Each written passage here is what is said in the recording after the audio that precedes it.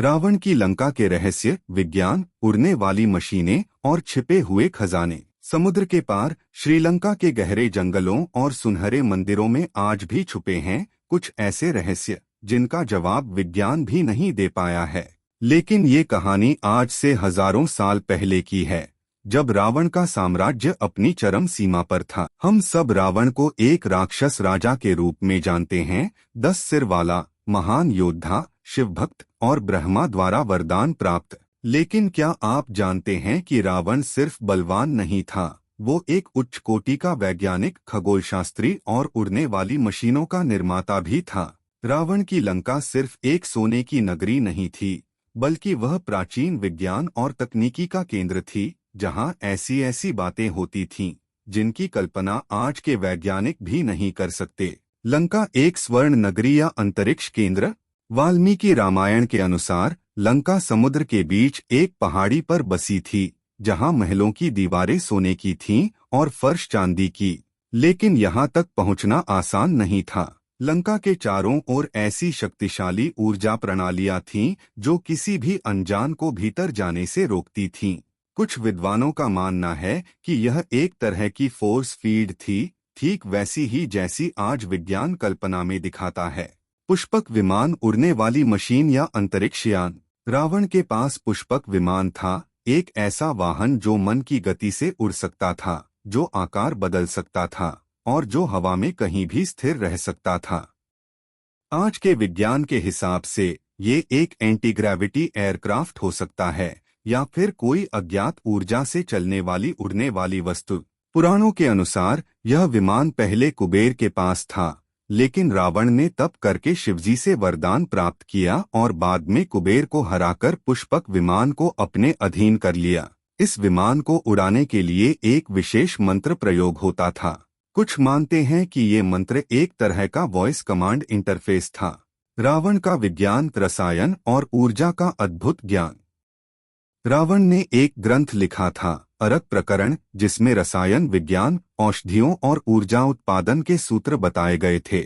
एक और ग्रंथ रावण संहिता में तांत्रिक विज्ञान, मंत्र, यंत्र और आयुर्वेदिक रहस्यों की बातें की गई हैं।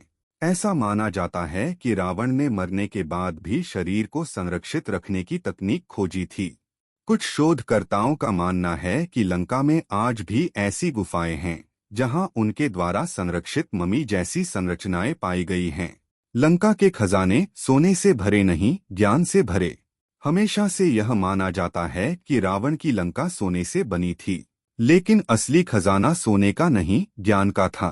उसके महल के नीचे गुप्त सुरंगों में वो पुस्तकालय स्थित थे जिनमें हजारों ग्रंथ रखे थे, खगोलशास्त्र, तंत्र, युद्ध विद्या और ऊर्जा नियंत्रण की विधियां। कुछ ताम्रपत्र आज भी श्रीलंका के प्राचीन मंदिरों में छिपे हुए पाए गए हैं, जिनमें रावण की प्रयोगशालाओं और विमानों की झलक मिलती है। क्या लंका में थे अंतरिक्ष संचार उपकरण? रामायण में वर्णन है कि रावण दूर दूर तक अपने मंत्रियों और गुप्तचरों से संवाद करता था।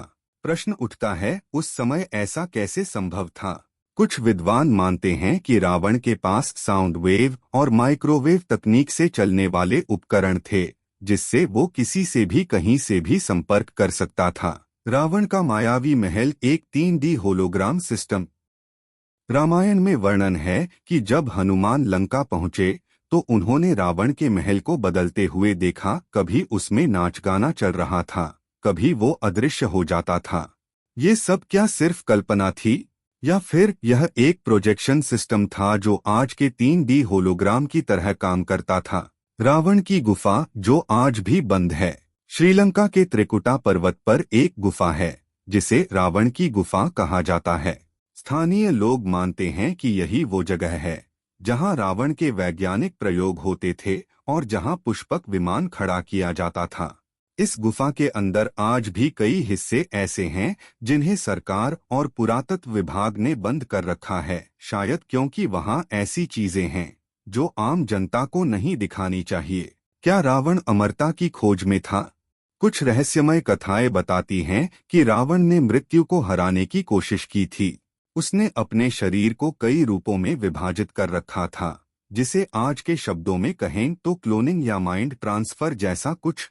इसीलिए उसे 10 सिर वाला कहा गया। हर सिर उसके ज्ञान, शक्ति और चेतना का प्रतीक था। रावण सिर्फ राक्षस नहीं बल्कि एक महामानव। क्या रावण को सिर्फ इसलिए राक्षस कहा गया क्योंकि उसने नियमों का उल्लंघन किया, या इसलिए कि उसने वो विज्ञान हासिल कर लिया था जो देवताओं के लिए भी खतरा बन सकता था? कहते हैं जो विज्ञान और शक्ति को धर्म के विरुद्ध प्रयोग करे वो राक्षस कहलाता है। रावण में ज्ञान था लेकिन अहंकार भी, शिव भक्ति थी लेकिन अपनी इच्छा थोपने की प्रवृत्ति भी। और आज क्या हम फिर से रावण की लंका खोज सकते हैं? श्रीलंका के कुछ पुरातत्वविदों का मानना है कि रावण की लंका का एक भाग अभी भी समुद्र के नीचे छिपा है। राम सेतु के पास गहराई में छुपे हैं कुछ ऐसे ढांचे जो प्राचीन तकनीक और निर्माण कला के अद्भुत प्रमाण हैं। क्या वो असली लंका है या उसका एक अंश? शायद आने वाले समय में ये रहस्य उजागर हो जाए। लेकिन आज भी रावण की लंका, उसका विज्ञान, उसके विमान और उसका ज्ञान सब एक पहेली हैं। एक ऐसा रहस्य जो विज्ञान और अध्यात्म दोनों के बीच खड़ा है। अगर आपको यह कहानी पसंद आई हो तो इस वीडियो को लाइक करें, शेयर करें और चैनल विजनरी कंटेंट को सब्सक्राइब करें। ऐसे ही अनकहे और अद्भुत रहस्यों के लिए जुड़े रहिए हमारे साथ। मिलते हैं अगले वीडियो में एक नए रहस्य के साथ।